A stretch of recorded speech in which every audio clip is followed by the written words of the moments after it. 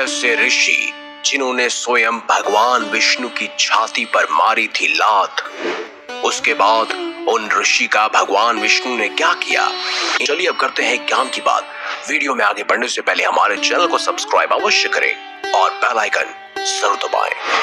यूं तो हमारे सनातन धर्म में कई सारे ऐसे ऋषि मुनि थे जो अपने क्रोध, अपने तपोबल और साथ ही अपने दानी स्वभाव के लिए जाने जाते थे, और उनमें से ही एक थे महर्षि भृगु। महर्षि भृगु ब्रह्मा जी के मानस पुत्र थे। उनकी पत्नी का नाम ख्याति था, जो दक्ष की पुत्री थी। महर्षि भृगु सप्तऋषि मंडल में एक ऋषि के समान माने जाते थे।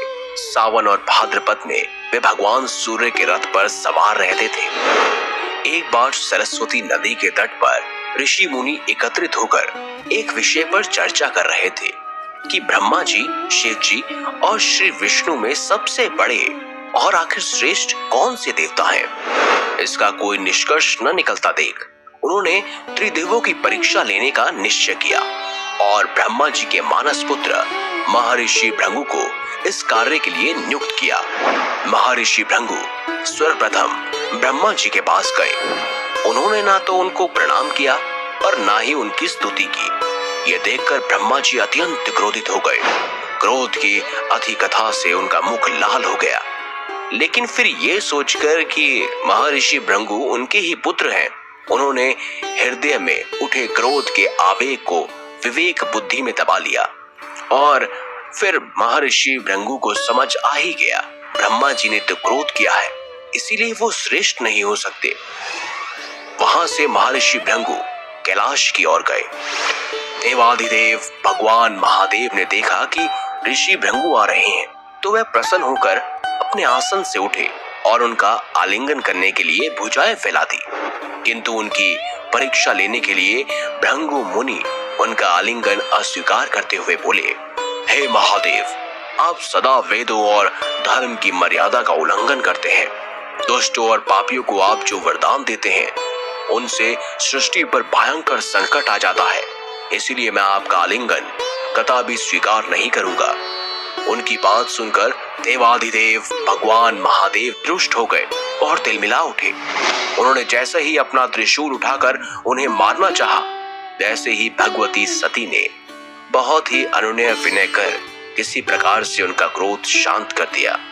कहते हैं ना दोस्तों, भगवान शिव जो कि बहुत जल्द ही क्रोधित भी हो जाते हैं और बहुत जल्द ही प्रसन्न भी हो जाते हैं, तो ऋषि भृगु की इस हरकत पर वो एकदम से क्रोधित हो उठे। इसके बाद भृगु ऋषि वैकुंठ लोक गए। उस समय भगवान श्री विष्णु देवी लक्ष्मी की गोद में सिर रखकर लेटे हुए थे। भृगु ऋषि ने जाते ही उनकी छाती पर लात मारी। भगवान विष्णु शीघ्र ही अपने आसन पर खड़े हुए और उन्हें प्रणाम कर कर उनके चरणों को सहलाते हुए बोले, भगवान, आपके पैर पर चोट तो नहीं लगी? कृपया इस आसन पर विश्राम कीजिए। मुझे आपके शुभ आगमन का ज्ञान ना था, इसीलिए मैं आपका स्वागत न कर सका। आपके चरणों का स्पर्श तीर्थों को पवित्र करने वाला है। आपके चरणों के स्पर्श से आज मैं धन्य हो गया। भगवान विष्णु का ये प्रेम व्यवहार देखकर महर्षि भृगु की आंखों से आंसू बहने लगे। उसके बाद वह ऋषि मुनियों के पास वापस लौटे और ब्रह्मा जी, शिव जी और श्री विष्णु के यहाँ के सभा का अनुभव विस्तार से बताया। उनके अनुभव सुनकर सभी ऋषि मुनि बड़ी हैरान हुए और उनके सभी संदेह दूर हो गए। तभी से वे भगवान विष्णु को सर्वश्रेष्ठ मानकर उनकी पूजा अर्चना करने लगे। हमारे वेदों में सबसे पूजनीय भगवान विष्णु को ही माना गया है। तो इस पर आपकी क्या राय है? कमेंट बॉक्स में हमें जरूर बताएं। वीडियो अगर आपको अच्छी लगी हो तो लाइक करें, हमारे चैनल को सब्सक्राइब करें और ज्यादा से ज्यादा